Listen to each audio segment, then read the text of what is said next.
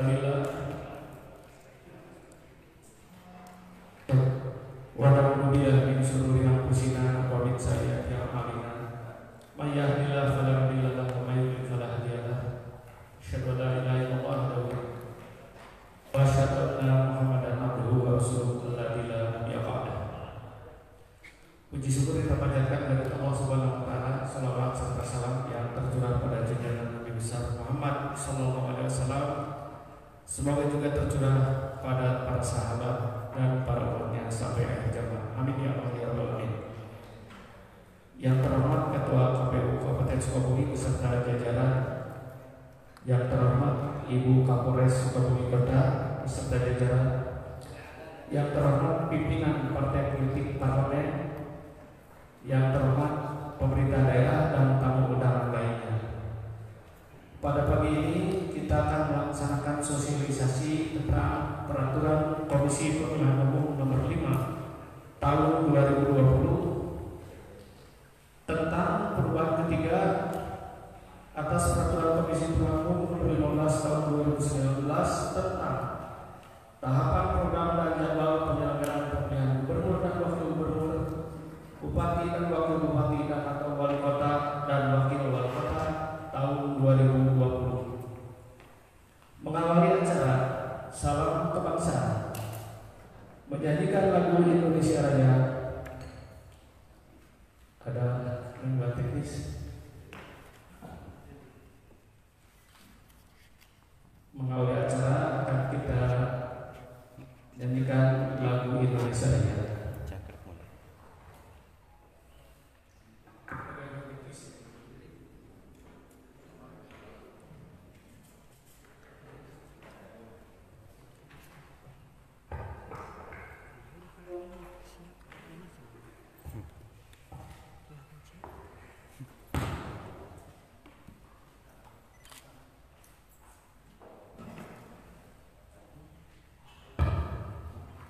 Baik, sebelum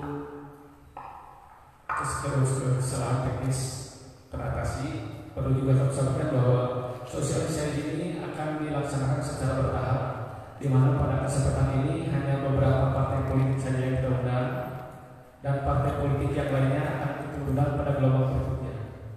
Demikian juga untuk instansi tidak seutuhnya kami undang pada hari ini, hanya beberapa stakeholder yang kami undang sehubungan dengan kita mentaati protokol kesehatan di masa pandemi corona ini. Jadi mohon maklum.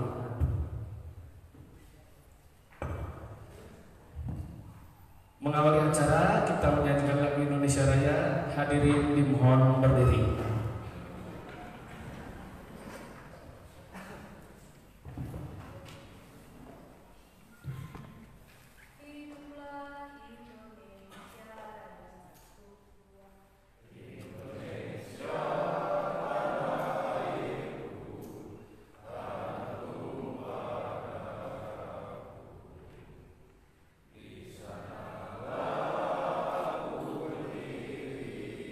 Jangan lupa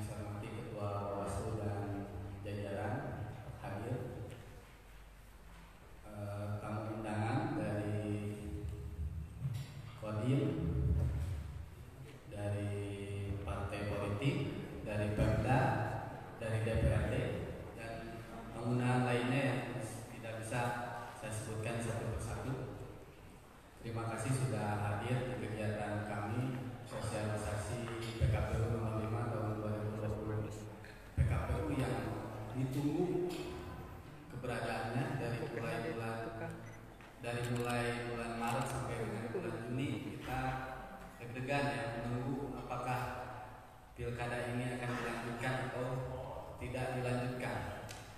Kemudian pemerintah, KPU RI, DPRD, DPR RI mengadakan rapat dengar pendapat dan keluarlah Perpu nomor 2 tahun 2020 yang mengamanatkan bahwa pilkada bisa dilanjut tahun ini yaitu bulan Desember apabila memang pandemi wabah pandemi ini menurun. Akhirnya keputusan pemerintah bahwa tingkat pandemi COVID-19 ini menurun dan dipersilahkan kepada KPU untuk melanjutkan tahapan pilkada 2020. Kemudian KPU RI mengeluarkan PKPU nomor 5 tahun 2020 sebagai dasar untuk menyelenggarakan kembali pilkada 2020. Kita sudah memulai tahapan pilkada lanjutan ini tanggal 15 Juni kemarin, hari Senin, ditandai dengan pelantikan secara serentak panitia pemungutan suara di 386 desa dan kelurahan di Kabupaten Sukabumi. Teknis pelantikan secara tatap muka tapi memperhatikan protokol kesehatan. Karena salah satu syarat menyelenggarakan pilkada adalah senantiasa protokol kesehatan diperhatikan, sangat diperhatikan. Langkah berikutnya, selanjutnya kami diamanatkan dalam tahapan itu, tahapan yang terdekat yang akan kami laksanakan adalah tahapan pemutahiran data pemilih. Tadi juga dari teman-teman parpol menyampaikan ada beberapa hal yang memang disampaikan kepada kami dan ini jadi masukan. Kami pasti terus menampung aspirasi itu untuk perbaikan data pemilih, penyelenggaraan pemilihan tahun 2020 ini. Nah, kita ketahui bahwa salah satu daripada RDP antara pemerintah, KPU dengan DPR itu salah satunya adalah memaksimalkan jumlah pemilih di TPS itu 500 pemilih, gitu ya. Awalnya kita diamanatkan dalam aturan itu ada 800 minimal itu, sehingga di awal kita dalam penganggaran pilkada ini menganggarkan 4.118 TPS. Itu maksimal 800 pemilih. Kemudian keluarlah surat perintah dari KPU RI edaran bahwa maksimal pemilih di tiap TPS itu 500 pemilih. Otomatis itu berarti menambah jumlah TPS di Kabupaten Sukabumi. Dan kita estimasi untuk sementara kita hasil pemetaan dengan teman-teman PPK PPS itu adalah 4.978. Kemendagri memerintahkan di awal-awal sebelum tahapan dilanjut itu membedah kembali anggaran dalam NPHD. Kita dianggarkan untuk pilkada Kabupaten Sukabumi ini 83 miliar dengan jumlah TPS 4.118 awalnya. Nah, kemudian karena ada perintah untuk efisiensi menganggarkan untuk COVID, ya, kita efisiensi dan menghasilkan angka 5,6 miliar hasil efisiensi itu. Nah, ternyata di perjalanan kita diperintahkan itu tadi ada maksimalisasi jumlah pemilih TPS. Jangankan untuk COVID, akhirnya anggaran efisiensi itu dimasukkan untuk menambah jumlah TPS. Satu TPS bayangkan membutuhkan sekitar 10 juta rupiah dikali 800 TPS, itu udah berapa? Nah, kita artinya bahwa efek daripada COVID ini kita diperintahkan untuk refocusing anggaran, ya, membedah kembali keseluruhan anggaran. Ini sekedar informasi saja. Jadi kegiatan-kegiatan yang kita sudah rencanakan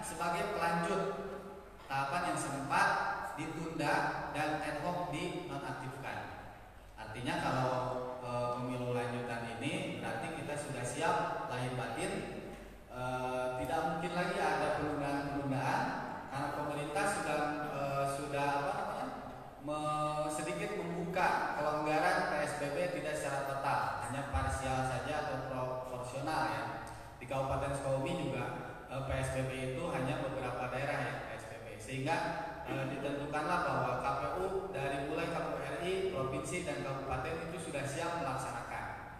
Nah, biasanya di pilkada itu ada tahapan-tahapan politisnya, yaitu tahapan yang pendaftaran misalnya, tahapan politis pendaftaran, kampanye gitu ya, dan pemilihan. Nah ini sekedar informasi saja, di Kabupaten Sukabumi tidak ada calon perseorangan. Artinya keseluruhan itu dari partai politik. Kami menyerahkan kepada rekan-rekan partai politik, mau 3 mangga, mau 2 mangga, mau 4, mau 5 juga mangga. Yang jelas kalau bisa jangan 2 lah. Lebih dari 2 gitu ya. Tapi kami siap berapapun nanti yang mendaftar kepada kami siap untuk menyelenggarakan pemilihan kepala daerah ini secara jujur dan adil, profesional, berintegritas sampai dari KPU sampai dengan nanti tingkat TPS. Itu saja mungkin yang dapat saya sampaikan. Dimohon pada Ibu Kapolres untuk memberikan sedikit arahan ya, terkait dengan pemilihan ini. Billahi taufiq wal hidayah. Assalamualaikum warahmatullahi wabarakatuh. Demikian tadi sambutan Ketua KPU Kabupaten Sukabumi. Dan selanjutnya berkenan menyampaikan sambutan Kapolres Sukabumi kepada yang terhormat Ibu AKBP Sumarni SIK SHMH. Disilakan. Assalamualaikum warahmatullahi wabarakatuh. Yang terhormat Ketua KPUD Kabupaten Sukabumi, yang saya hormati para komisioner KPUD Kabupaten Sukabumi, jajaran tamu undangan dari Intel, kemudian rekan-rekan yang lain dan yang sangat saya cintai, saya banggakan, saya hormati perwakilan partai politik yang hadir pada pagi hari ini.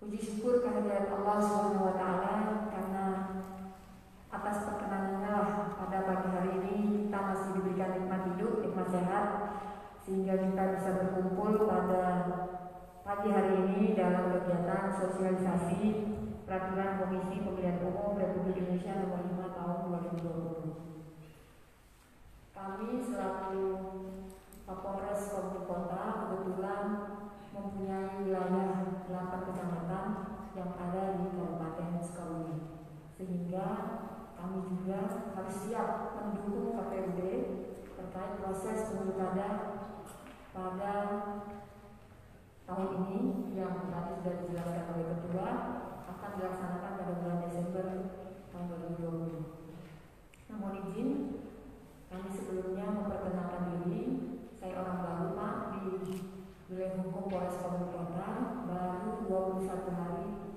berdinas. Nama saya Sumarni, cuma 1 kata, boleh dipanggil Marni atau disingkat lagi Mar. Kami sebelum di Polres Sukabumi Kota berdinas di Barreskrim Polri di Direktorat Tindak Pidana Korupsi, dan sebagian besar saya berdinas di fungsi reserse. Ketika saya masuk di wilayah hukum Polres Sukabumi Kota, ya, yang kita tahu bahwa Sukabumi itu kan indah, banyak gadis-gadis yang cantik, makanannya enak-enak, mochi yang paling saya enak. Tiba-tiba dapat informasi bahwa di Sukabumi akan melaksanakan pilkada serentak nanti, ya Pak ya. Nah ini perlu ekstra kegiatan yang kami lakukan terkait dengan pengamanan pilkada nanti. Intinya jajaran Polres Sukabumi Kota sudah siap untuk mendukung bapak-bapak dalam melangsungkan acara pilkada ini. Namun tetap kami selalu berkoordinasi dengan pihak KPUD maupun Bawaslu apa-apa yang harus kita lakukan ke depannya, karena tahapan-tahapannya kan mungkin dinamis ya Bapak Ibu, sambil menunggu kepastian dari pusatnya.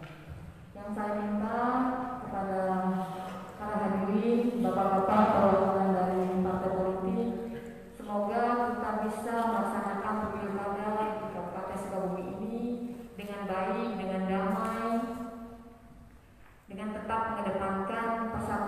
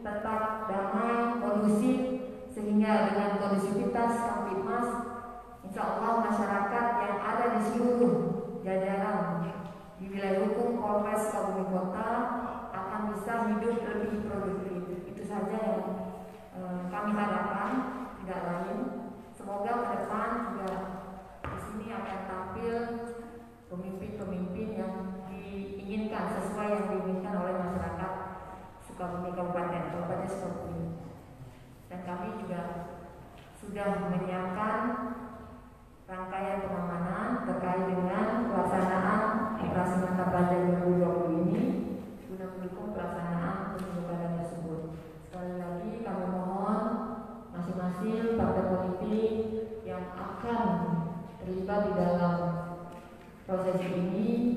Mari sama-sama kita jaga Kabupaten Sukabumi ini tetap kondusif, tetap damai, tetap sejuk walaupun kita berbeda pandangan. Dan tetap pada pelaksanaannya nanti kami mohon karena kita masih menekan penyebaran COVID-19, mari sama-sama kita berikhtiar untuk mematuhi protokol kesehatan, yaitu menjaga jarak, tetap menggunakan masker, kemudian mencuci tangan sebelum atau setelah melaksanakan kegiatan, dan menjaga pola hidup yang sehat. Yang kami khawatirkan pada saat tadi ada beberapa tahapan yang akan melibatkan banyak massa, misalnya seperti ketika pendaftaran masing-masing calon, kemudian pada tahap kampanye. Nah, itu biasanya yang sudah banyak pengikut yang akan ikut serta. Nah, kami mohon pada kesempatan kali ini untuk dapat diperhatikan dan mematuhi protokol kesehatan. Karena itu adalah ikhtiar kita bersama untuk sama-sama kita menekan penyebaran COVID. Karena kita tidak tahu siapa di antara kita yang membawa virus. Karena banyak orang yang membawa virus tidak menunjukkan gejala sakit, suhu badannya tetap normal, kemudian tidak ada gejala-gejala yang menunjukkan dari fisik luarnya, tetapi dia tertular virus. Nah, ketika berbicara, berdekatan, kemudian tidak menggunakan masker dan dropletnya terciprat misalnya ya ke orang lain, bisa jadi yang tadinya sehat pulang dari mengantar pasangan yang terdaftar menjadi sakit, keluarganya juga menjadi sakit. Nah, itu yang kita sangat perhatikan. Mohon sama-sama kita menjaga dan mematuhi protokol kesehatan dalam prosesi pemilihan pemimpin di Kabupaten Sukabumi ini.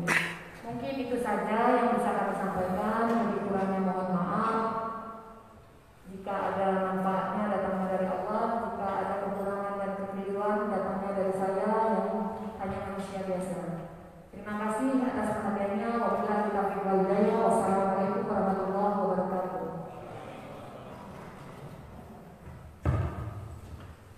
Demikian tadi sambutan Kapolres, kami ucapkan terima kasih. Dan selanjutnya langsung ke materi paparan tentang tahapan program dan jadwal penyelenggaraan pemilihan yang akan disampaikan langsung oleh Ketua Divisi Sosialisasi dan Partisipasi Masyarakat. Kepada yang terhormat Ibu Mary Sadeningsih, kami persilakan.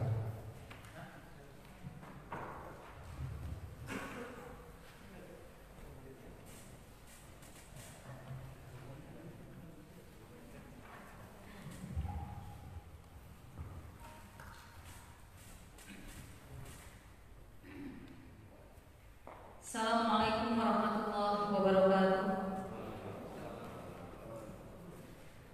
Yang saya hormati Ketua KPU beserta jajaran, yang saya hormati pula para peserta.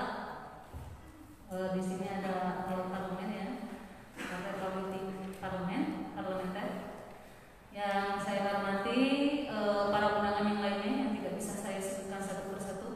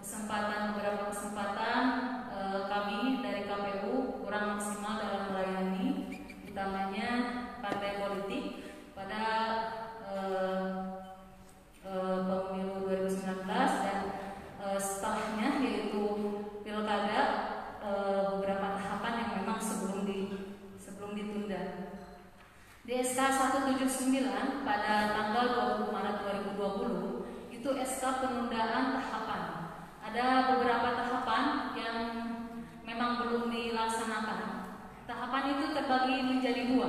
Ada tahapan pelaksanaan, persiapan, ada tahapan pelaksanaan. Pada tanggal 12 Juni 2020 kemarin, KPU mengeluarkan PKPU 5 tahun 2020. Dan selanjutnya di SE 441 di situ kita diinstruksikan ada juknis tentang bagaimana mengaktifkan proses pelantikan PPS dan PPK disesuaikan dengan kondisi masing-masing. Dan itu sudah kita laksanakan pada hari Senin kemarin. Ada 1158 PPS Kabupaten Sukabumi yang belum termasuk sekretariatnya. Ada 3 PPK yang belum sekretariatnya. Sekretariat PPK ada 3 orang, sekretariat PPS juga demikian. Maka ini sosialisasi ini merupakan kewajiban dari kami sebagai implementator dari kebijakan KPU RI, bahwa kami harus mensosialisasikan tentang tahapan dan jadwal pada pelaksanaan Pilkada 2020 yang sempat tertunda. Mungkin bapak-bapak dan ibu-ibu yang sebelumnya mengetahui bahwa pelaksanaan itu pelaksanaan intinya pemungutan dan penghitungan itu di tanggal 23 September, dan dalam PKPU ini sudah dijelaskan tanggalnya itu tanggal 9 Desember 2020. Kita mulai dari dasar hukumnya, ini sudah jelas dasar hukumnya, latar belakang penyusunannya berdasarkan Perpu nomor 1 ya. Jadi tahapan persiapan yang sudah kita laksanakan, langsung ke slide yang kedua. Tahapan persiapan apa saja yang sudah kita laksanakan itu tentang pembentukan badan ad hoc. Badan ad hoc sudah dibentuk. PPK, sekretariat PPK itu sebelum penundaan tanggal 20 Maret 2020. Dan yang belum kita laksanakan yaitu pelantikan PPS. Pelantikan PPS ini kita laksanakan hari Senin kemarin, disesuaikan dengan SK 441. Nah, PPK, PPS, KPPS nanti ini akan kita laksanakan pembentukannya dari tanggal selanjutnya. Ya, bahwa ini kalian ini masa kerja ya. Nah,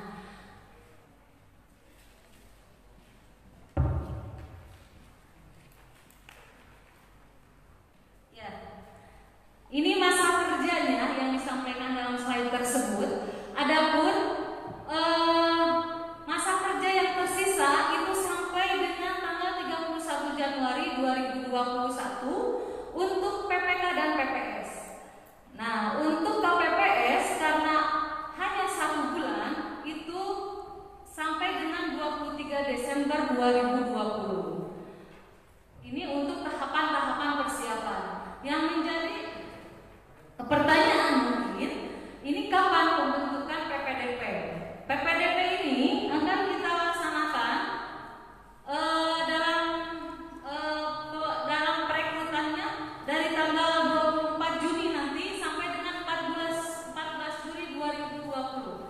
Dan PPDP akan bekerja 1 bulan seperti KPPS.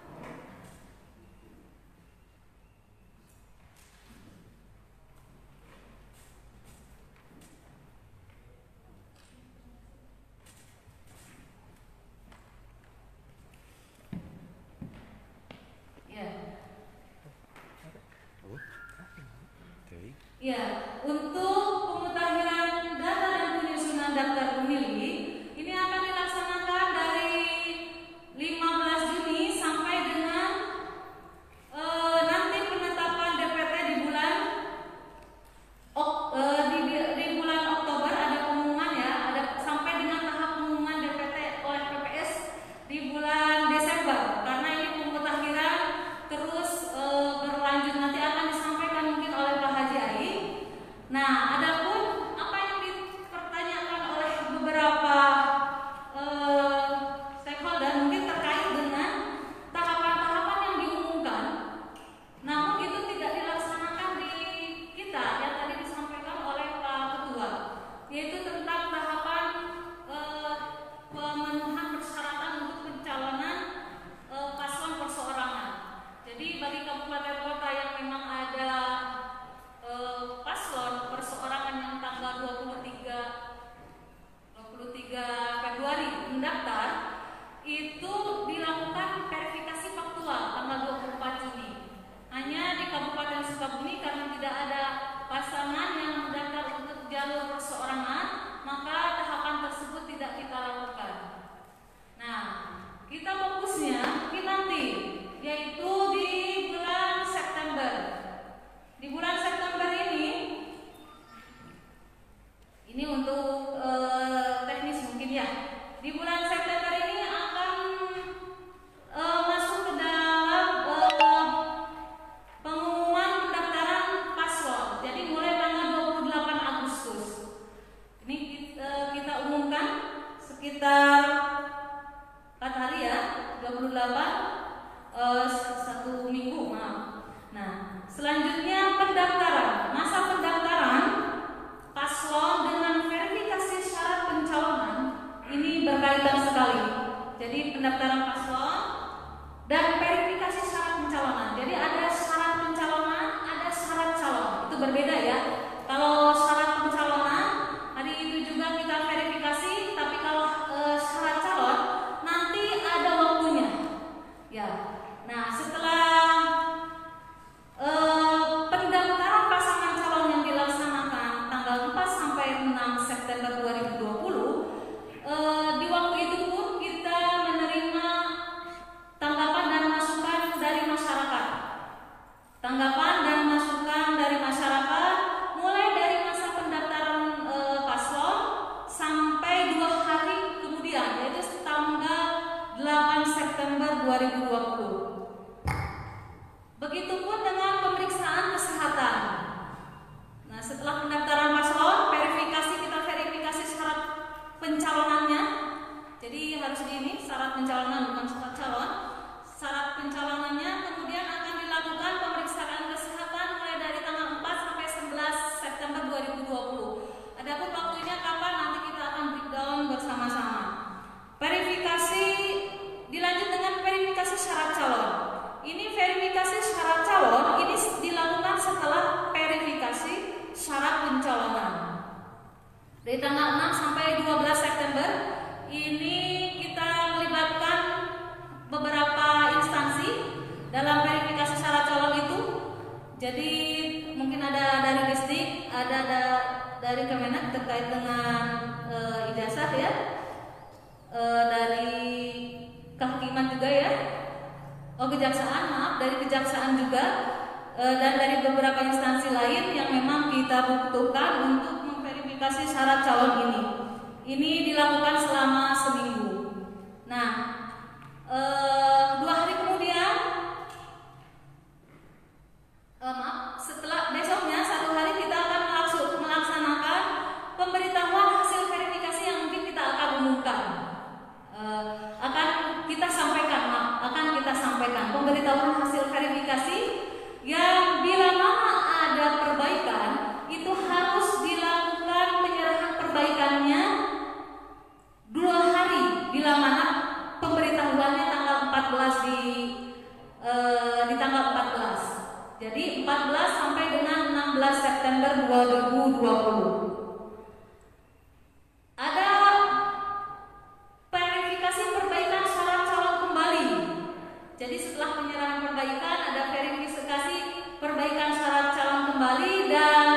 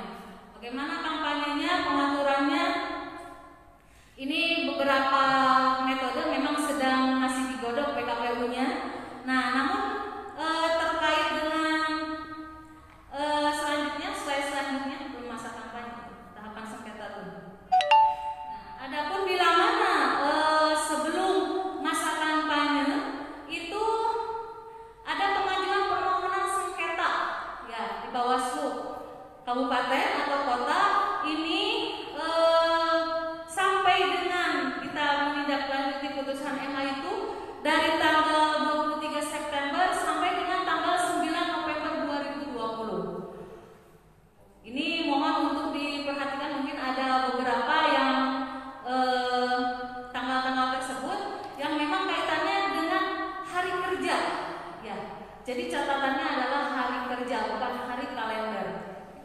Adapun tahapan masa kampanye, ada yang bertanya kepada saya terkait dengan metode. Metodenya memang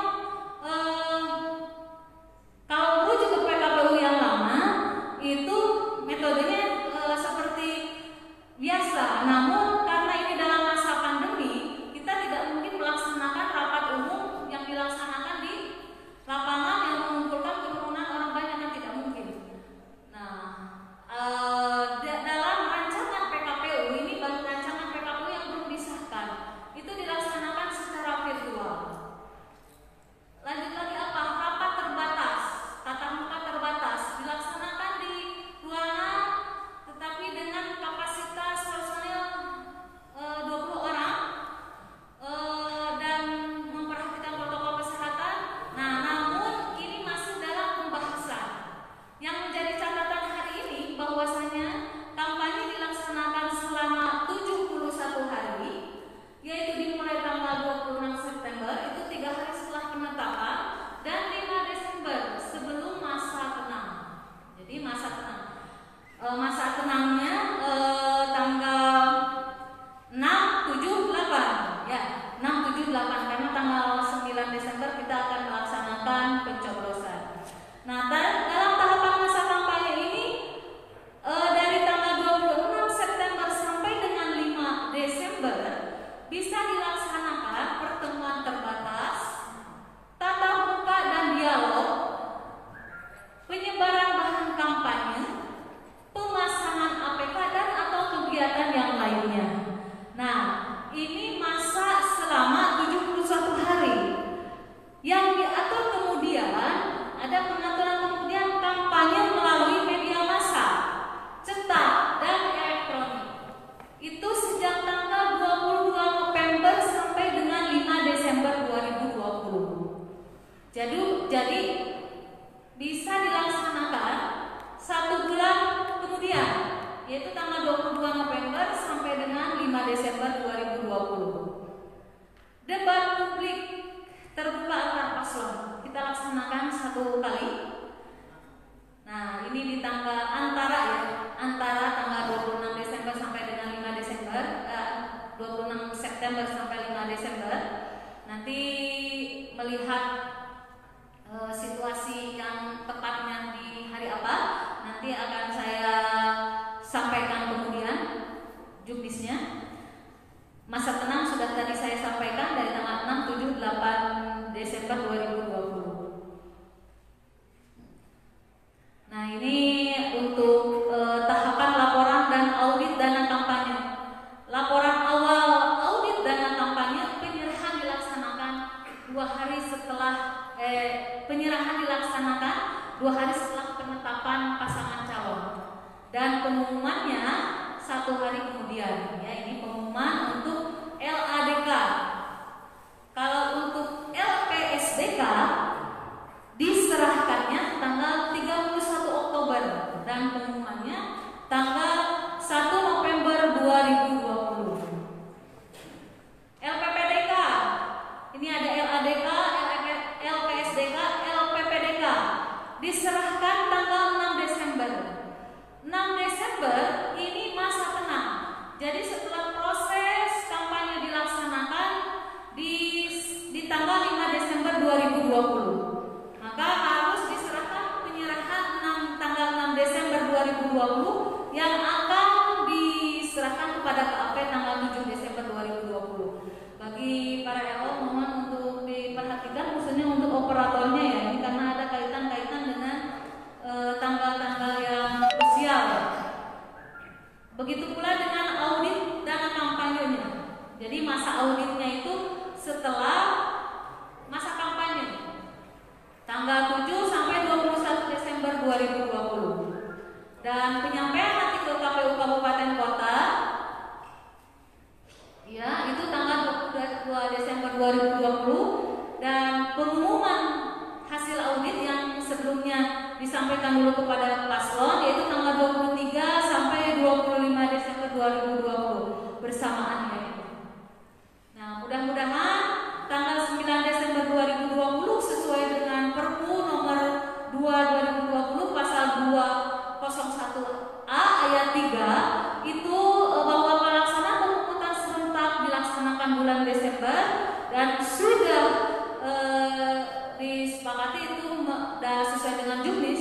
yaitu tanggal 9 Desember 2020. Untuk tahapan selanjutnya, pelaksanaan setelah pemungutan, yaitu penyampaian hasil penghitungan suara. Jadi pemungutan dan penghitungan dan penyampaian hasil suara bisa dilaksanakan pada hari itu juga untuk KPPS kepada PPS. Nah, penyampaian hasil penghitungan suara di TPS oleh PPS kepada PPK itu dari tanggal 9 sampai 11 Desember 2020. Karena mengingat mungkin ada TPS yang memang sedikit pemilihnya, maka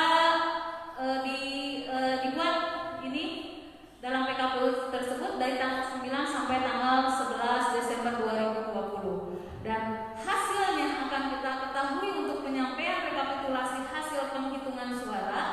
Di sini rekapitulasi hasil penghitungan suara tingkat kabupaten antara tanggal 13 sampai 17 Desember 2020. Nah, bagaimana ini ada tahapan penetapan paslon terpilih dengan tanpa permohonan. Ini berbeda dengan ini tanpa permohonan paling lama 5 hari setelah Mahkamah Konstitusi. Jadi nanti kita Konstitusi resmi memberitahukan permohonan yang terregistrasi dalam buku registrasi pada KPU. Nah, kita menunggu dulu selama 5 hari. Nah, mungkin itu yang bisa saya sampaikan, Bapak Ibu. Adapun PKPU yang lainnya terkait dengan masa pandemi ini kita masih menunggu, seperti juknis-juknis yang lainnya. SE 258 itu tentang pengaktifan badan ad hoc yang kemudian kita tindak lanjuti dengan SE 14K1. Dan ini mungkin Bawaslu ya, yang belum kita laksanakan adalah pembentukan badan ad hoc, badan PPDP ya, yang belum kita laksanakan, nanti pembentukannya tanggal 24. Rujukannya yaitu SK 169. Jadi SK 169 itu tentang juknis pembentukan ad hoc dari PPK, PPS dan KPPS. Saya ucapkan terima kasih kemarin kepada jajaran Bawaslu sampai badan ad hoc yang di bawahnya itu sudah mengawal ya proses pelantikan PPS di kecamatan, seluruh kecamatan di 47 kecamatan di Kabupaten Sukabumi, dan alhamdulillah berjalan dengan baik dan lancar. Hanya ada satu catatan, katanya Pak Teguh yang ditanyakan, katanya begini, apakah memakai masker ataukah tidak. Jadi alhamdulillah semuanya sudah kita berikan arahan agar semua PPS yang akan dilantik, PPK yang PAW kemarin itu sesuai dengan petunjuk protokol kesehatan yang berlaku. Mungkin itu saja, dan saya mohon kepada Pak Budi, Pak Haji Ai, mangga, ini terkait Pak Haji Ai, Pak Hamdan, ini terkait dengan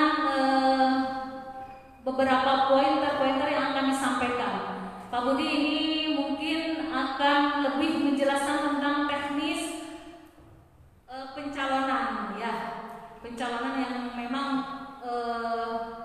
baru kita dapatkan rancangan PKPU-nya seperti apa. Mohon mangga, saya hanya memandu saja. Kepada Pak Budi dipersilakan. Baik, bismillahirrahmanirrahim. Assalamualaikum warahmatullahi wabarakatuh. Alhamdulillahilladzi hadana ila sunnati wal jamaah. Shallallahu wasallam ala rasulillah jadi wa qana'ah amma ba'd. Yang saya hormati Ketua serta seluruh masyarakat kabupaten, dan yang saya hormati Ketua serta pimpinan Bawaslu Kabupaten, kawan-kawan dari partai politik, dari Polres, dari Dandim, dan semua tamu undangan yang mohon maaf tidak bisa disebutkan satu persatu. Saya hanya sedikit ingin saya sampaikan yang menjadi domain di divisi saya, yaitu berkaitan dengan pertama adalah pencalonan, yang kedua adalah pemungutan dan penghitungan suara, yang ketiga adalah proses rekapitulasi suara. Saya belum bisa memastikan 100% karena PKPU 1 2020 sudah diundangkan, tetapi berkaitan ini diundangkan sebelum COVID. Sangat dimungkinkan ada perubahan kembali pasca COVID. Nah, nanti kita tunggu. Hanya secara substansi berkaitan dengan pencalonan ini tidak jauh berbeda dengan pencalonan pilkada sebelumnya, tetap mengacu pada 22% akumulasi suara sah dan 20% jumlah kursi di DPR. Artinya bagi pasangan calon bapak sultan yang ingin mengusung calon bupati harus memenuhi unsur 10 kursi di DPR atau akumulasi suara sah, terlepas itu satu partai politik atau gabungan partai politik. Yang ditekan di sini adalah sama dengan sebelumnya berkaitan dengan surat keputusan DPP. Ini menjadi hal yang sangat urgent bahwa keputusan DPP ini menjadi final, jadi bisa mengusungkan calon itu dengan keputusan DPP partai politik. Itu. Selanjutnya ingin saya sampaikan berkaitan dengan pencalonan yang sejatinya akan dilangsungkan. Kami mendesain dengan cukup bagus, tetapi dengan COVID ini kami akan sederhana mungkin dengan menerapkan standar protokol kesehatan. Saya hanya ingin menghimbau bahwa protokol kesehatan ini masuk dalam draft PKPU, artinya menjadi objek hukum. Artinya kalau sudah menjadi objek hukum, tidak menggunakan standar protokol kesehatan akan di-print nanti sama Bawaslu, baik untuk kawan-kawan penyelenggara maupun kawan-kawan peserta pemilu. Nah, ini menjadi sangat penting. Lalu yang kedua, masker ini apakah KPU akan menyediakan semua event, termasuk event pencalonan, event rekapitulasi, event pemungutan dan hitungan berkaitan dengan APD atau minimal masker saja jumlah masker. Masker ini sudah menjadi himbauan nasional, sudah menjadi keharusan nasional. Ini bentuk new normal. Kami hanya menyediakan sedikit seadanya karena sudah menjadi himbauan secara nasional bahwa masyarakat keluar rumah harus menggunakan masker. Nanti bagaimana teknisnya dengan kawan-kawan Bawaslu jika ada peserta pemilu untuk pencalonan yang datang tidak menggunakan masker, kira-kira begitu, Pak. Maka saya himbau dari sekarang persediaan masker buat yang akan menjadi LO kawan-kawan partai politik atau koalisi partai politik. Lalu selanjutnya berkaitan dengan syarat calon dan syarat pencalonan itu tidak ada yang berbeda dengan PKPU 7 tahun 2017. Masih sama, hanya ada penegasan bagi calon yang terpidana korupsi. Berkaitan dengan media yang digunakan. Jadi tidak koran abal-abal, tidak harus media yang resmi mengumumkan yang bersangkutan mantan terpidana korupsi.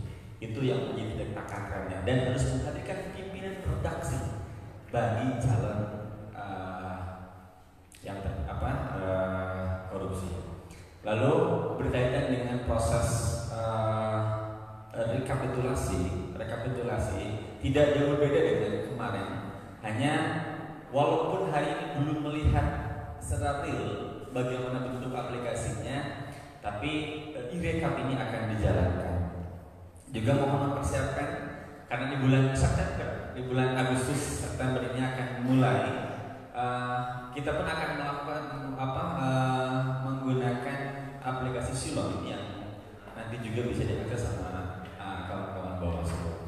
Nah, mungkin tidak banyak yang saya sampaikan, saya masih meraba karena jenis turunan dari PKPU 1 ataukah mungkin ada perubahan PKPU dan pencalonan sampai hari ini masih dalam tahap pembahasan. Yang sudah running itu divisinya Pak Haji Ai, mungkin Pak Haji Ai akan menyampaikan berkaitan dengan mutarlih. Mungkin hanya itu yang bisa saya sampaikan. Sekali lagi mohon mohon izin walaupun terlambat kembali bersama KPU, kawan-kawan LO maupun kawan-kawan partai politik dalam Pilkada 2020 mudah-mudahan lancar sesuai dengan protokol kesehatan. Sekian dari saya, mohon maaf. Assalamualaikum warahmatullahi wabarakatuh.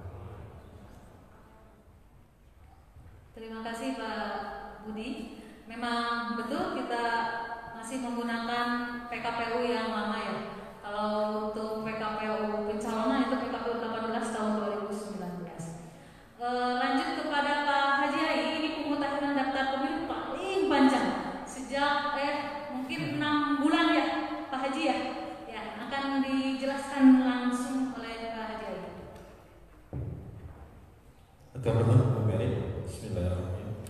Assalamualaikum warahmatullahi wabarakatuh. Saya hormati Pak Ketua, rekan-rekan komisioner, Ketua Bawaslu dan Komisioner Bawaslu dari Forkopimda yang berkenan hadir pada kesempatan hari ini, dan teman-teman partai politik dan undangan yang berbahagia. Saya lanjutkan saja mengenai masalah pemutahiran data pemilih. Seperti biasa, kita kalau masalah pemilih itu dari awal sampai akhir, mulai dari awal tahapan sampai nanti kita laporan terakhir setelah perhitungan suara dilaksanakan. Berkenaan dengan pemutahiran data pemilih ini, secara yuridis formalnya mungkin untuk pemutahiran data pemilih masa pandemi ini kita masih menunggu dari perubahan PKPU 19 2019. Tapi berkenaan dengan hal tersebut sebenarnya secara prinsip tidak banyak yang berubah. Ya. Namun beberapa hal kita persiapkan. Pertama, dari tata cara pemutahiran data pemilih yang akan kita laksanakan. Secara tahapan tidak ada perubahan, yang akan kita sesuaikan dengan pandemi. Situasi pandemi ini adalah tata cara pemutahiran data pemilihnya. Sebagai contoh, mungkin tahapan tadi yang sudah dilakukan oleh Bu Mary, rekrutmen PPDP yang akan kita laksanakan tanggal 24 Juni ya Bu Mary sampai tanggal 14 Juli. Persyaratan seperti aturan awal itu seperti biasa ya. Petugas PPDP sekarang ditambahkan lagi. Pertama, usia juga sedikit diperhatikan, maksimal ya usia 45 tahun. Itu yang penegasan, meskipun di PKPU-nya apakah akan dimasukkan atau tidak. Hal ini berkenaan dengan beberapa hal catatan dari gugus tugas tingkat nasional mengenai usia yang rentan terhadap petugas-petugas yang ada di lapangan. Jadi saya rasa ini juga nanti berkenaan dengan rekomendasi dari gugus tugas kabupaten apakah dimasukkan atau tidak sesuai dengan zona masing-masing wilayah kerja dari PPDP ya. Mungkin sekarang levelnya berada di tingkat desa atau kelurahan. Kedua, masalah tadi yang sekarang udah Pak Ayan mungkin ya, menurut Kang Budi itu APD ya. PPDP kita harus dilengkapi oleh selain yang seperti biasa model data pemilih ya, atribut misalkan ada rompi dan topi dan sebagainya, juga catat tambahannya itu adalah APD. Minimal ada masker, terus hand sanitizer yang APD pribadi Pak, kita harus tambahkan juga. Termasuk saya masih memasukkan sekarang satu desa ada yang namanya baju hazmat untuk antisipasi apabila ada pemilih kita yang statusnya masih dalam PDP atau positif ya. Ini juga apakah akan dilaksanakan door to door atau sampai level RT RW seperti yang diwacanakan, kita masih menunggu peraturan. Tapi ada beberapa hal yang krusial tetap saya perhitungkan ya di perencanaan ini supaya hal-hal tadi sudah bisa tercover dalam pelaksanaan coklit yang akan dilaksanakan. Yang selanjutnya, PPDP kita diwajibkan juga mempunyai sudah IT knowledge, sudah mahir menggunakan perangkat komunikasi ya. Di kemungkinan itu ada nanti meng-backup pemutakhiran data itu by system. Jadi e-coklit Pak. Jadi ada e-coklit yang ini hanya memerlukan suatu pengetahuan dari PPDP kita.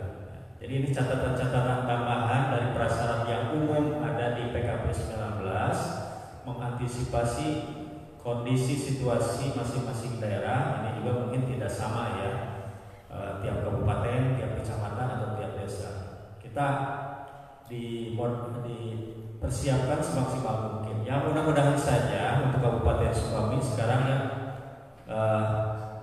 kalau melihat data sebaran COVID itu turun naik ya, tapi di levelnya masih. Saya juga di sini ada dari gugus tugas, kalau saya mohon dikoreksi kalau salah. Kabupaten Sukabumi ada beberapa desa ya sekarang yang masih ada pasien positif. Ya mudah-mudahan kalau dirata-ratakan apa udah bisa masuk biru minimal gitu ya pada saat tanggal 9 Desember sebaik, atau bagusnya sih udah zona hijau ya. Jadi masalah ini kita bisa antisipasi. Tapi apabila misalkan ada masih di zona kuning pun kita siap melaksanakannya dengan persiapan yang lama mengenai kesiapan petugas kita dilengkapi dengan APD yang telah tadi saya sampaikan. Yang selanjutnya masalah pemutakhiran data ini ada hubungannya dengan sekarang tadi sesuai 421 itu jumlah pemilih per TPS yang tadinya 800 maksimal sekarang diturunkan menjadi 500 maksimal per TPS. Ini jadi juga menghindari satu TPS yang berkerumun ya perhitungannya.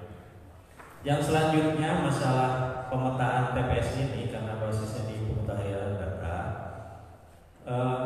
Nanti di C6 itu yang saya masih dalam dimasukkan perencanaan, kalau 500 pemilih ini nanti jam datangnya pun kita atur.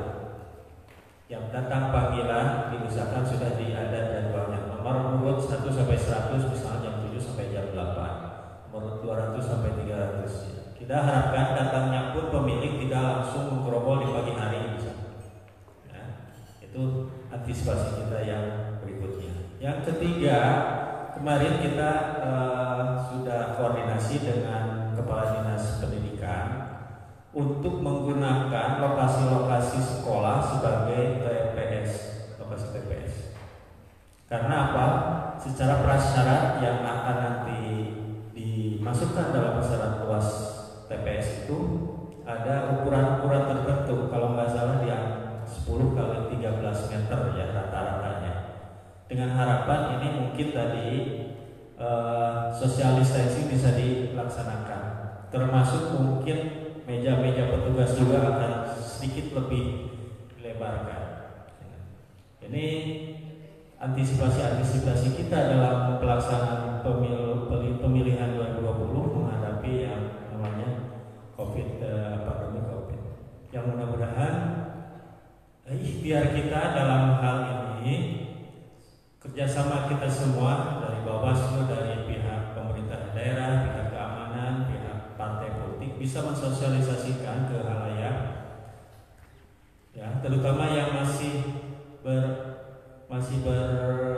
berpemikiran negatif terhadap pemilihan di masa pandemi ini, yang insya Allah KPU Kabupaten Sukabumi dan stakeholder yang berkaitan dalam hal ini mempersiapkan semaksimal mungkin, dan yang diutamakan itu health safety. Jadi kesehatan pemilih, kesehatan peserta pilkada, kesehatan penyelenggara pilkada itu nomor 1 kita utamakan. Jadi kembali kepada pemutakhiran data yang secara umum mungkin udah dari pilkada pemilu ke pemilu atau itu udah. Jadi awal itu nanti ada diturunkan DP 4 per 9 Desember ya, dari KPU ke KPU Kabupaten Sukabumi. Setelah itu kita akan dicetak model A itu yang akan didata atau dicoklit oleh PPDP di masing-masing kewilayahannya berbasis TPS. Setelah data dari coklit itu masuk, nanti di sanalah akan diplenokan yang pertama dari daftar pemilih menjadi daftar pemilih Ada catatan khusus sekarang, setelah nanti level DPS ditetapkan oleh KPU, ada satu kegiatan yang wajib dilaksanakan oleh KPU berkenaan dengan data pemilih ini adalah uji publik dari DPS tersebut. Kalau biasanya kan kita tidak proaktif ya, hanya menunggu laporan dari bawah, dari masyarakat, dari tim, dari khalayak mengenai apakah warga negara Indonesia atau warga Sukabumi yang sudah ada tercantum atau belum di daftar pemilih hasil perbaikan atau DPS di tingkat kabupaten. Sekarang diwajibkan KPU menjalankan uji publik tingkat desa. Nanti DPS itu sifatnya jadi proaktif, nanti diselenggarakan oleh KPU kabupaten, levelnya tingkat desa, nanti diserah tugaskan ke PPS masing-masing desa untuk melakukan uji publik. Di sanalah mungkin masukan-masukan dari masyarakat, tokoh, dan partai politik apabila ada konstituen atau masyarakat konstituen yang belum dimasukkan.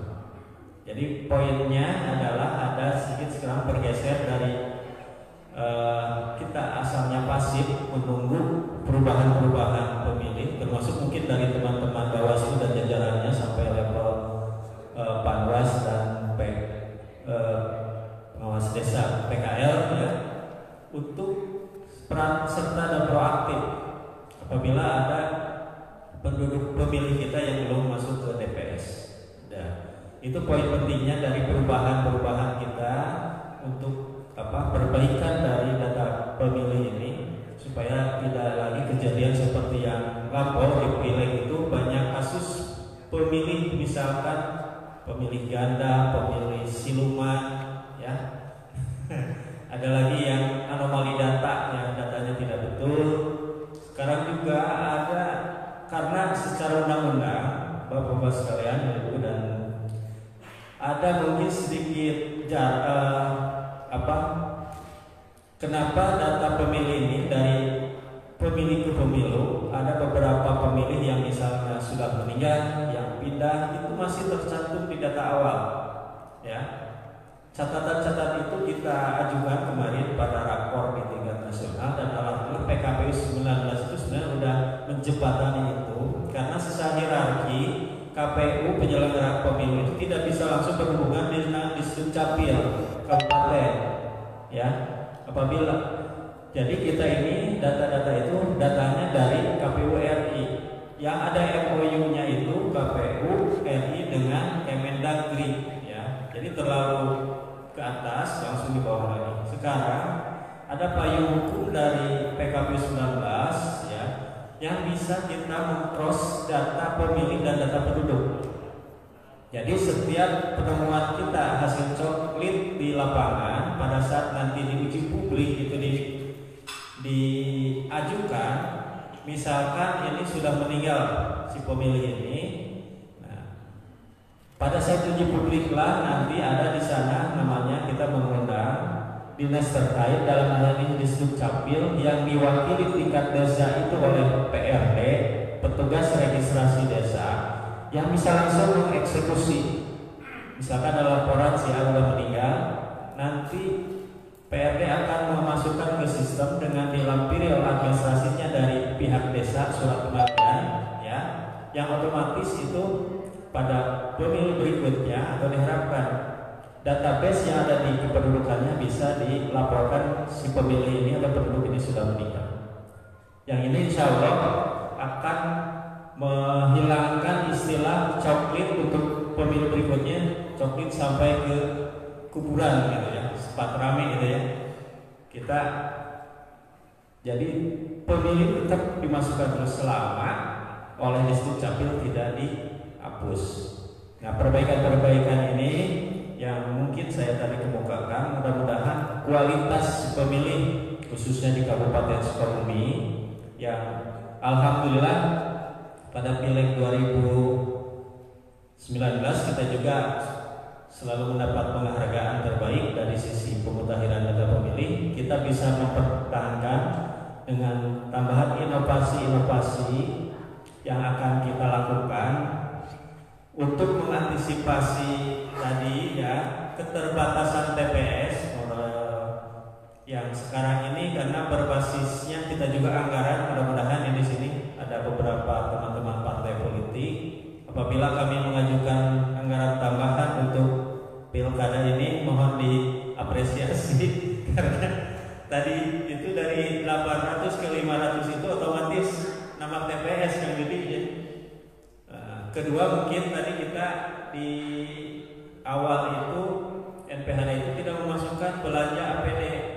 Sekarang karena ini sudah suatu kewajiban, otomatis meskipun kami yang berusaha untuk refocusing internal, jadi merevisi anggaran-anggaran yang ada di kegiatan yang seyogianya tidak bisa dilaksanakan, itu akan kita geser untuk pembelian alat APD ini. Tapi tetap saja ternyata tidak mencukupi yang berdua ya, masih. Tapi kita berharap pertama mungkin tadi kita bisa efisiensi, kedua mungkin juga zona yang merahnya itu lebih sedikit lah. Jadi kita hanya bisa menjadikan standar kesehatan seperti masker dan hand sanitizer, tidak usah yang hal-hal yang lain gitu. Yang selanjutnya tahapan pemutahiran itu nanti seperti yang akan berakhir Oktober itu dengan penetapan DPT. Setelah DPT ditetapkan, makalah itulah data pemilih kita yang berhak menggunakan pada saat pemilu 9 Desember. Di samping mungkin ada DPTB sekarang, masih seperti yang aturan yang bisa kita lakukan, yaitu menggunakan EKTP pada saat waktu jam 12 sampai jam 1. Itu saja Bapak-bapak dan Ibu-ibu mengenai daftar pemilih perlakuan untuk pemilu 2020. Ada sedikit inovasi dari KPU RI dan dari kita juga. Saya akan melakukan koordinasi dengan PPDB supaya kalau nanti misalkan PPDB-nya bisa door to door, izinkan untuk disosialisasikan juga. Kami akan mengambil tikornya, titik koordinat rumah masing-masing berbasis KK. Jadi NKK ini nanti ada tikornya supaya radius, karena banyak juga nanti pada saat tertentu laporan ini terlalu jauh pemilih ya dari partai politik. Kang Jaya biasanya suka vokal, kita akan nanti ditanya pemilih terjauh sama nomor NKK sabaraha Kang Jaya, oh no sekian. Nah ini tikornya dengan TPS terdekat itu radiusnya misal 400 meter. Mudah-mudahan sampai ke sana gitu ya. Tapi insya Allah kita selalu senantiasa berinovasi, karena yang tidak bisa berinovasi kita akan ketinggalan di era globalisasi. Terima kasih. Billahi taufiq wal hidayah. Assalamualaikum warahmatullahi wabarakatuh. Mangga Pak Beri, ayo.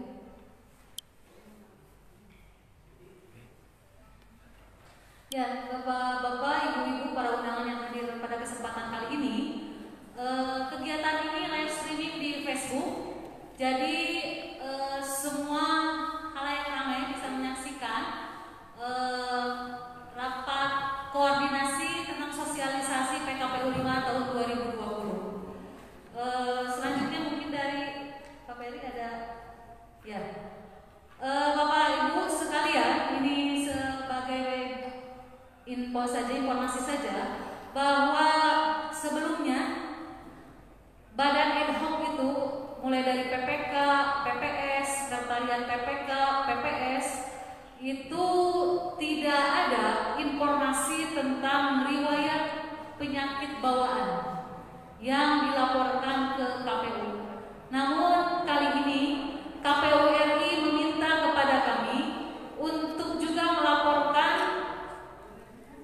tentang riwayat penyakit bawaan dari badan ad hoc tersebut. Ini untuk jaga-jaga saja bila mana penyakit tersebut dikhawatirkan, karena kita mengevaluasi hasil pemilu 2019 kemarin. Pak Hamdan mengevaluasi hasil pemilu 2019 kemarin, bahwasanya banyak petugas KPPS yang meninggal dunia itu awal mulanya memang memiliki riwayat penyakit bawaan, entah itu jantung dan sebagainya, sehingga mengalami kelelahan. Mudah-mudahan kita doakan bersama para penyelenggara, para peserta, para pemilih semuanya disehatkan oleh Allah Subhanahu wa taala. Amin. Baik, saya sebagai pemandu juga sekaligus akan membuka sesi pertanyaan. Untuk sesi yang pertama saya berikan untuk 3 penanya. Mangga kepada Bawaslu dari mana? Dari Dinas Kesehatan.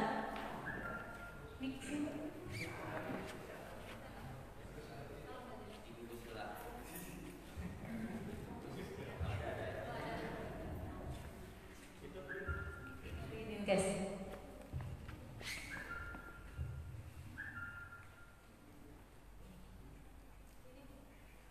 Iya, tadi gitu.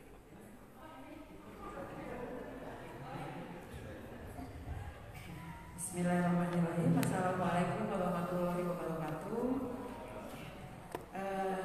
Pertama-tama kami ucapkan terima kasih karena sudah mendapatkan undangan untuk rapat koordinasi sosialisasi PKPU nomor 5 tahun 2020, dan kemudian saya di sini mewakili Bapak Kepala Dinas.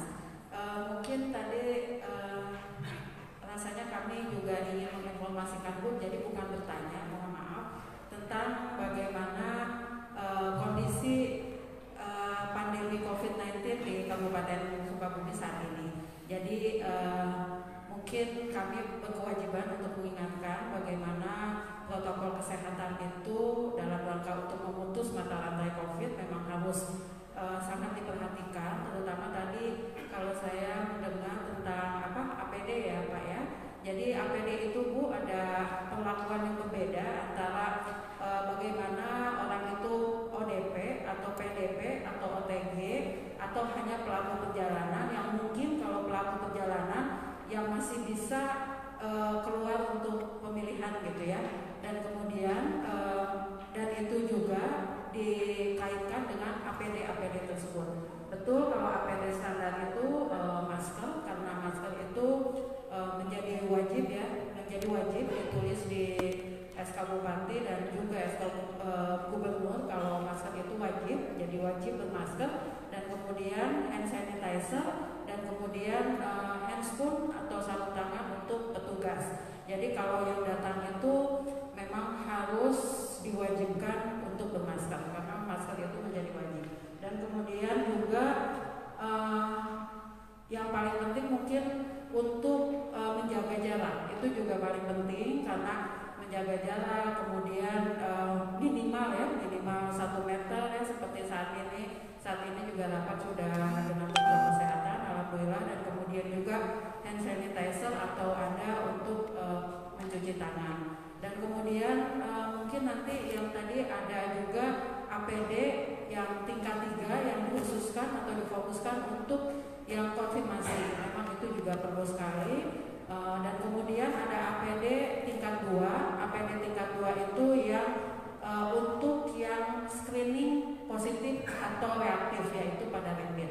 Jadi memang yang mungkin untuk panitia itu APD tingkat 1. APD tingkat 1 itu bisa masker, kemudian handscoon, dan kemudian ada penutup kepala. Itu APD yang paling rendah, APD tingkat 1.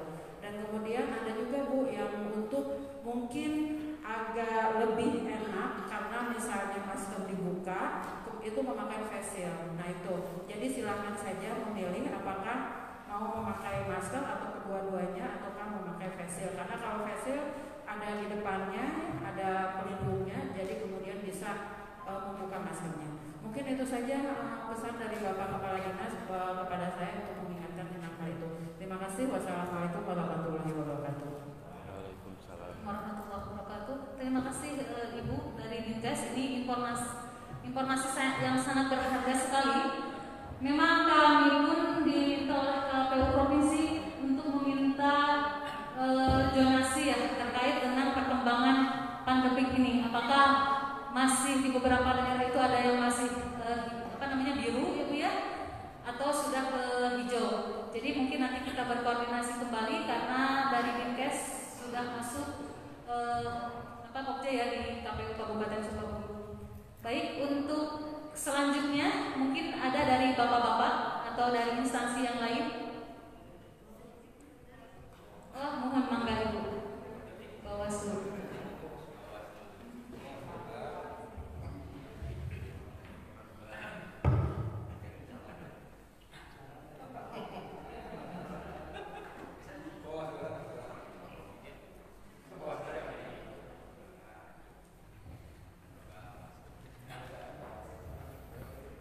Terima kasih atas waktunya.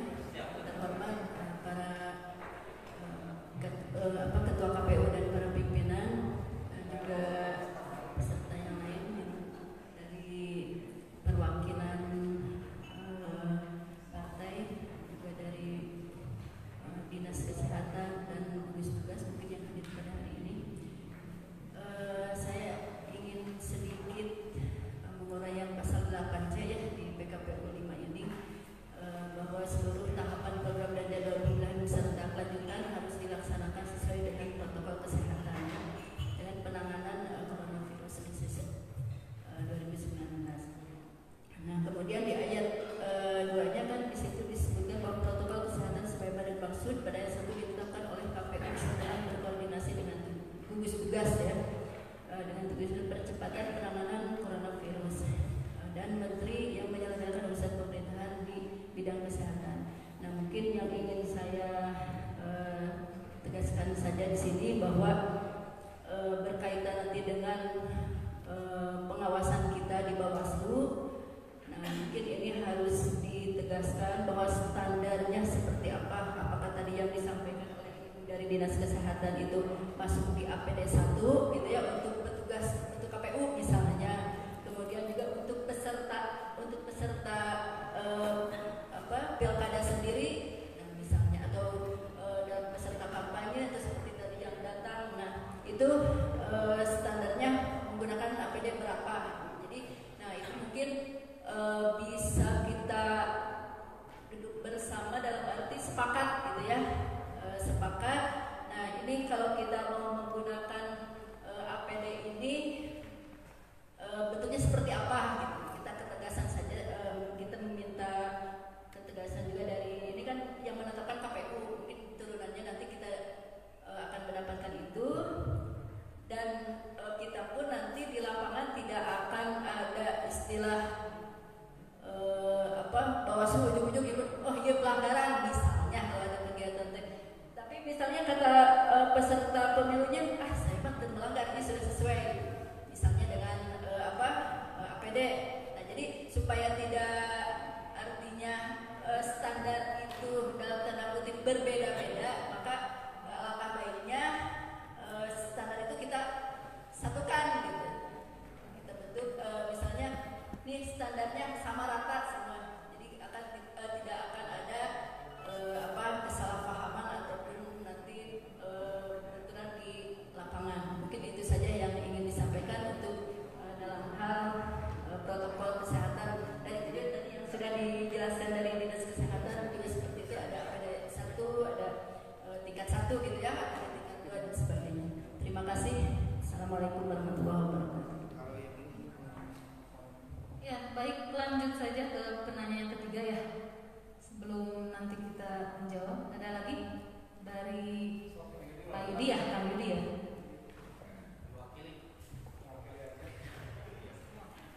Assalamualaikum warahmatullahi wabarakatuh. Terima kasih atas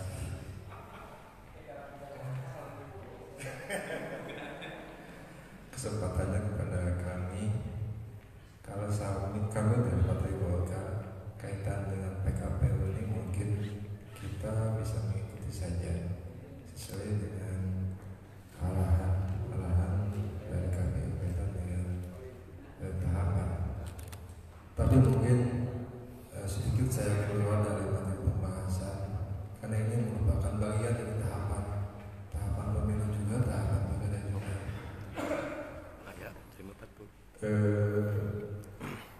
Beberapa bulan yang lalu mungkin tersebar berita di media media sosial maupun media sosial kabar bahwa sempat terjadi permasalahan kaitan dengan rekrutmen kedua lembaga, bisa dua lembaga antara Bawaslu dengan KPU.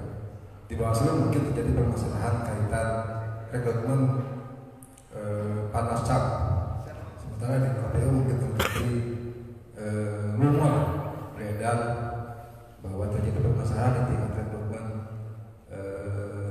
PPK Kecamatan. Ini merupakan pukulan berat bagi kami sebagai peserta pemilu, sehingga kami mempertanyakan kredibilitas dari dua lembaga ini. Sedikit masukan mungkin kepada teman-teman baik di KPU maupun di Bawaslu, berikan kami keyakinan bahwa pemilu kada ini akan berjalan dengan lancar tanpa ada akses, tanpa ada hal yang tidak diinginkan. Sehingga salah satu mungkin garis bawah kami, kalau seandainya terjadi permasalahan seperti ini, tolong berikan klarifikasi kepada kami sebagai peserta pemilu. Jangan hanya memberikan pembelaan di luaran, sehingga kami sebagai peserta, jujur hari ini kami masih gampang kaitan dengan terjadi permasalahan ini. Jadi sekali lagi, ini mau dijawab secara langsung ataupun mungkin bisa secara kinerja berikan keyakinan kepada kami sebagai peserta bahwa dua lembaga ini bisa memberikan jaminan netralitas dari dalam pelaksanaan pemilu. Mungkin itu yang bisa disampaikan. Terima kasih. Assalamualaikum warahmatullahi wabarakatuh. Waalaikumsalam warahmatullahi wabarakatuh. 3 orang penanya, ada yang dari Dinkes menginformasikan saja. Untuk pertama kali saya memberikan kesempatan kepada Pak Ferry sebagai Ketua KPU untuk penjelasan. Langsung saja. Baik. Saya akan menanggapi untuk Bawaslu ya. Dari Bawaslu tadi tentang standar protokol kesehatan. Jadi Bu, untuk PKPU yang hubungannya dengan pandemi ini belum ada. Nanti akan disesuaikan dengan tahapan-tahapannya. Dan mungkin kita akan melaksanakan rapor kembali khususnya dengan gugus tugas Ibu ya. Nah ini, walaupun tadi dari gugus tugas sudah dijelaskan standar kesehatan, standar protokol kesehatan untuk penyelenggara cukup di yang pertama ya Bu ya, tadi itu. Namun alangkah lebih baiknya kita akan memperdalam yang kita laksanakan langsung dengan gugus tugas bila mana PKPU-nya sudah ada, karena dalam setiap tahapan membutuhkan berbeda-beda APD yang akan digunakan. Mungkin itu jawaban yang bisa saya jawab, yang bisa kami sampaikan kali ini. Adapun Pak Yudi, terima kasih. Ini masukan yang berharga bagi kami. Kami akan memperbaiki bila mana ada hal-hal yang memang kurang, dan kami berusaha semaksimal mungkin untuk memberikan pelayanan sesuai dengan cita-cita bersama, yaitu pemilu yang berintegritas. Mungkin itu yang bisa kami sampaikan Pak Yudi untuk kali ini. Nanti kami bersama akan membuktikan bahwasanya pemilu ini bisa berjalan dengan sebagaimana mestinya. Mungkin itu Pak. Baik Pak. Saya sedikit menambahkan untuk Kang Yudi. Terima kasih, benar sekali bahwa kita tidak bisa berbicara suksesnya pilkada sementara di tubuh internal atau di tubuh penyelenggara dinyatakan masih banyak yang tidak lolos rekrutmen. Saya ingin menyampaikan bahwa ikhtiar KPU Kabupaten Sukabumi dalam proses rekrutmen mengacu pada aturan yang berlaku sesuai dengan tahapannya. Tidak ada satu tahapan pun yang kami lewati dari tahapan tersebut. Ikhtiar itu secara administrasi kami telah jalankan. Tetapi kami memahami bahwa kami tidak mampu mengukur secara keseluruhan berkaitan dengan karakter dan etika masing-masing individu. Kami yang tidak mampu mengukur sebanyak 386 PPS di dalam sekretariat tahu betul akhlaknya secara individu. Kami tidak mampu mengukur 47 kali 5 ditambah 350 akhlak SPDU. Ukuran integritas kami adalah standar normatif aturan rekrutmen PPK. Itu yang kami lakukan. Berkaitan dengan standar tahapan rekrutmen sudah kami jalankan dari mulai pendaftaran sampai dengan akhir pleno penetapan. Nah, tapi saya cukup terima kasih sama Kang Yudi dan kawan-kawan Parpol memberikan peluang jawaban yang cukup luar biasa, yaitu menjawab dengan kinerja. Menjawab dengan kinerja itu bahasa positif, tidak yang asing halus. Insya Allah kami akan berikhtiar membina, membimbing dan memberikan asupan gizi peraturan berkaitan dengan aturan di kawan-kawan badan ad hoc kami. Lagi-lagi selain dikawasi oleh kawan-kawan Bawaslu dan rekan-rekan Panwascam, juga kami mohon dengan segala hormat jika ada badan ad hoc kami dianggap tidak baik, dianggap merugikan bahkan, atau memang menyalahi etik, silakan dengan laporkan langsung terhadap kami di KPU. Karena KPU Kabupaten sudah diberikan kewenangan hari untuk memecat secara langsung. Jadi kawan-kawan KPK dipecat secara langsung seperti kami lakukan di Pileg kemarin. Sudah kami lakukan kawan-kawan PPS yang hanya memposting yang kurang baik pun sudah kami pecat. Tidak melakukan apa? Kegiatan memposting yang kurang baik pun sudah kami pecat. Nah, kami pastikan bentuk komitmen kami terhadap calon peserta pilkada nanti. Ketika ada kawan-kawan ad hoc kami yang dianggap menurut partai, menurut kawan-kawan peserta ini telah melanggar aturan, silahkan laporkan terhadap kami. Ketika dinyatakan mereka itu benar bersalah, kami pastikan mereka akan kami pecat. Terima kasih Kang Yudi. Pertanyaan yang cukup berat, tetapi kami harus melaksanakannya. Cuman sekali lagi saya katakan, ikhtiar KPU Kabupaten Sukabumi sesuai dengan tertib administrasi rekrutmen telah kami jalankan semuanya, tidak ada yang dilewati. Dengan kekurangannya, mohon 1 menit sebelum jam 11 lagi. Terima kasih. Saya mengenai pertama mungkin tadi pertanyaan masalah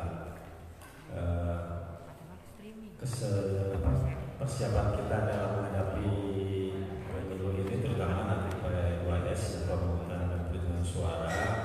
Saya sepakat dengan Bawaslu, kita setiap saat kalau perlu setiap bulan kita rapat koordinasi, baik itu lewat tatap muka maupun daring. Ya, sekarang kita ada Zoom meeting yang luar biasa. Mudah-mudahan ini juga dalam kesempatan ini saya sampaikan kepada teman-teman juga di partai politik maupun di stakeholder yang lain, senantiasa bahwa kita tidak selalu melakukan rakor ini melalui tatap muka seperti ini, dan mohon mungkin ke depan karena sifatnya pasti banyak kegiatan yang harus kita koordinasikan,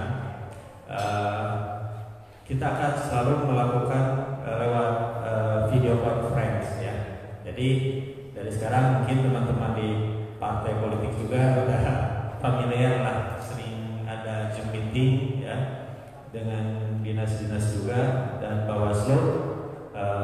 Kita selalu koordinasi bisa lewat media conference tersebut, terutama nanti perkembangan kita, karena di sini ada kebetulan dari gugus Covid Kabupaten, sehingga perkembangan baik tiap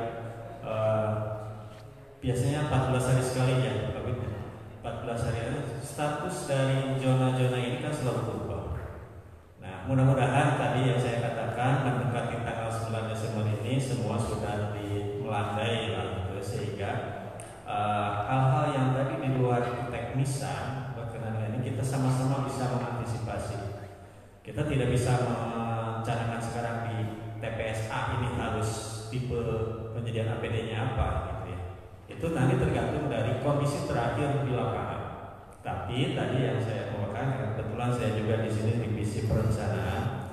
Secara anggaran kita sudah mengalokasikan untuk pembelian APD itu yang baik itu tingkat 1, tingkat 2, tingkat 3 tadi. Tapi mudah-mudahan ini yang harapan kita tidak sampai semua menggunakan gitu ya. Artinya wabah ini sedikit-sedikit kita bisa dorong untuk tidak lagi sebagai acuan permasalahan di lapangan.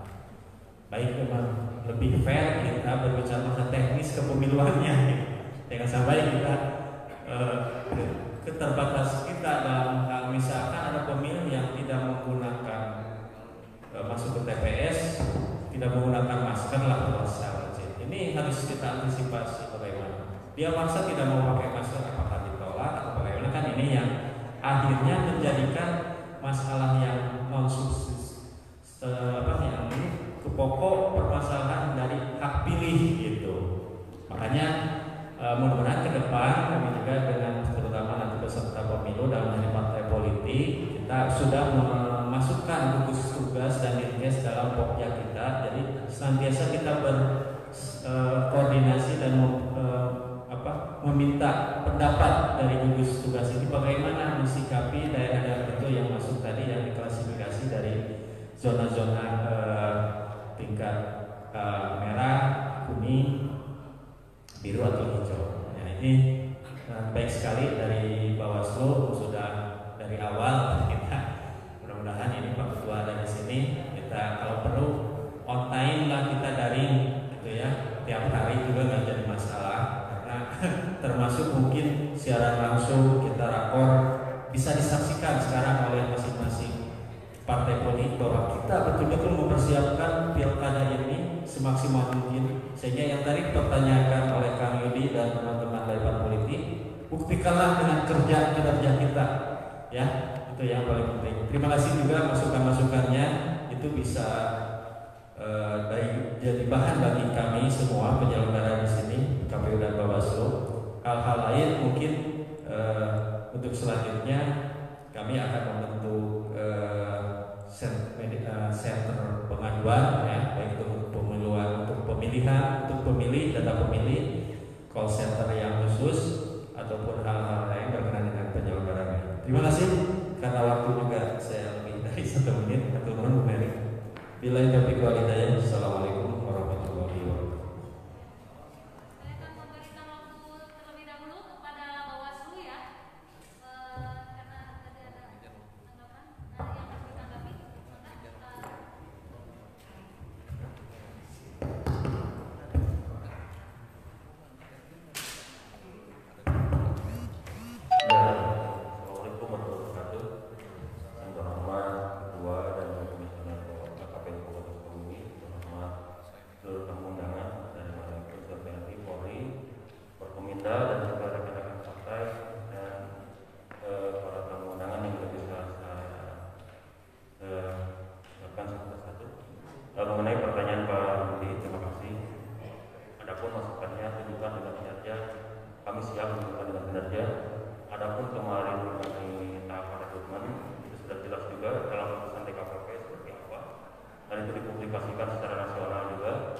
Selanjutnya mengenai tahapan-tahapan rekrutmen kita juga secara administrasi telah melewati dengan baik. Adapun kekecewaan itu hal yang wajar ketika dalam proses rekrutmen ada kekecewaan dan demonstrasi bagian dari demokrasi.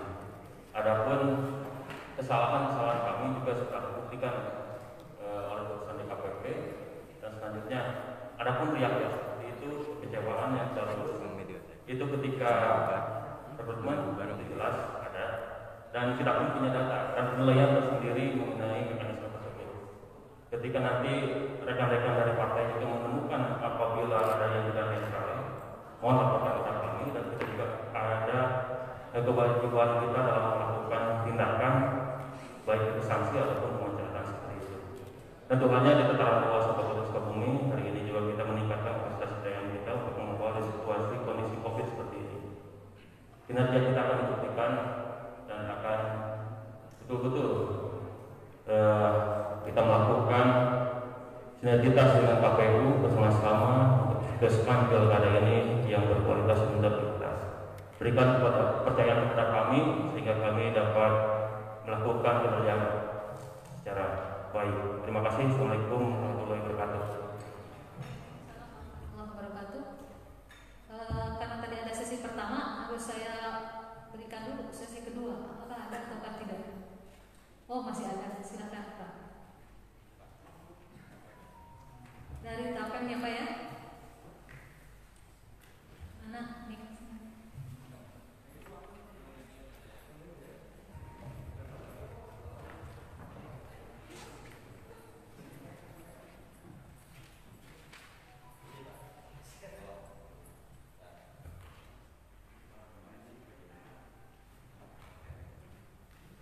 Baik, terima kasih.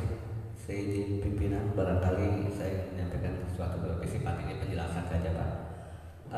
Untuk dalam peraturan PKPU nomor 5 ini, terutama pada tahapan pelaksanaan kampanye,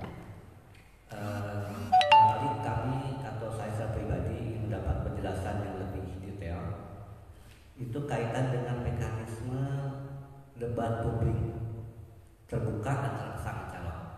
Memang ini barangkali nanti ada jumlah juri secara khusus, tetapi barangkali tidak ada salahnya untuk disampaikan pada saat ini apakah nanti debat publik terbuka ini itu sifatnya akan virtual, artinya menggunakan media informasi tertentu, atau debat publik konvensional, artinya masih memakai mekanisme bertemu gitu, atau dalam satu ruangan berkumpul pendukung, kemudian pendukung pasangan calon, dan kemudian dilakukan debat terbuka dengan menggunakan orang banyak begitu.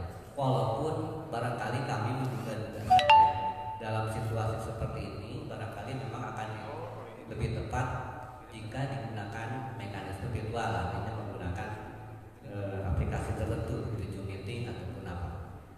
Tetapi juga harus dipertimbangkan barangkali sebagaimana diketahui bersama, dimaklumi bersama, keelokan atau kemerihan pemilu itu, kalau menurut kami itu terletak pada dua tahapan. Pertama kampanye, kemudian keduanya pemungutan dan penghitungan. Kemerihan pemilihan itu di situ, dari pemilihan legislatif, presiden sampai ke pilkada itu juga begitu. Kemerihan itu pada masa kampanye, kemudian pada masa pemungutan dan penghitungan. Di luar itu kelihatannya kemerihannya tidak terlihat. Nah, kalau menggunakan mekanisme virtual memang lebih efektif, lebih murah, juga lebih terhindar dari penyebaran pandemi COVID-19. Tapi keelokannya akan tidak kelihatan. Nah, tetapi terlepas soal keelokan, barangkali akan lebih dipertimbangkan mengenai aspek kesehatan, efektif, murah, dan sebagainya. Tapi intinya itu saya ingin mendapat penjelasan lebih rinci, barangkali walaupun tidak terlalu panjang lebar, sesingkat-singkatnya saja karena waktu. Untuk mekanisme debat publik terbuka pasangan calon akan seperti apa kira-kira yang akan dirancang oleh KPU barangkali. Terima kasih. Lanjut yang pertanyaan kedua atau tanggapan, atau sudah cukup saja? Baik, akan saya jawab langsung ini terkait dengan kampanye.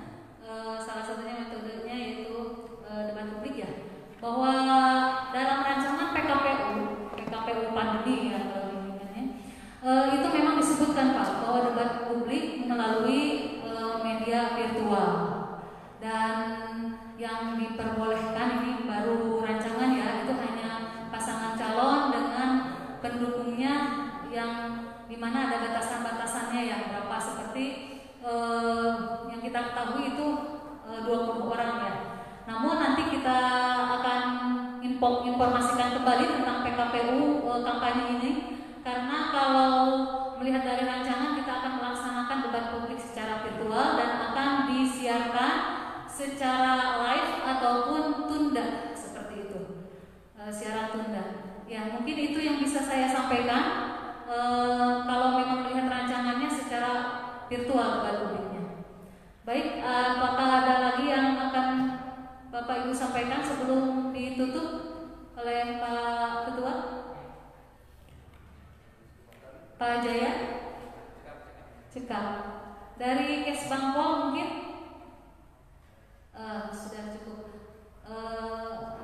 Mungkin itu saja yang bisa saya sampaikan pada kesempatan kali ini dalam sosialisasi PKPU 5 tahun 2020. Bila mana ada kekurangan, mohon maaf, dan mudah-mudahan kita bisa melaksanakan pilkada dengan lancar, aman, dan damai. Saya serahkan kepada Pak Ketua. Alhamdulillahirrahmanirrahim, karena waktu ya Jumat dan belum makan siang, sudah siap makan siang di atas, ya mencicipi makan siang bersama. Sudah lama ini dengan Kang Jaya tidak makan siang bersama. Alhamdulillah kegiatan rangkaian acara kegiatan sosialisasi PKPU 5 berjalan dengan penuh khidmat dan banyak sekali masukan-masukan kepada kami tentang mengenai perbaikan penyelenggaraan pemilihan 2020 ke depan.